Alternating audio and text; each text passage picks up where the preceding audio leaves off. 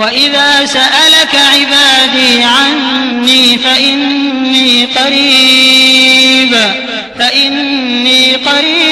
أجيب دعوة الداع إذا دعان فليستجيبوا لي وليؤمنوا بي لعلهم يرشدون.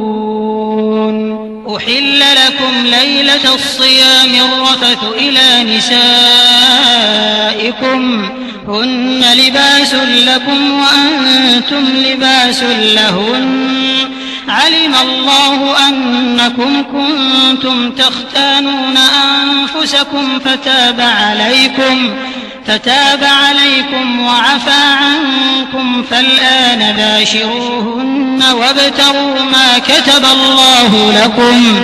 وكلوا واشربوا حتى يتبين لكم الخيط الأبيض من الخيط الأسود من الفجر ثم أتموا الصيام إلى الليل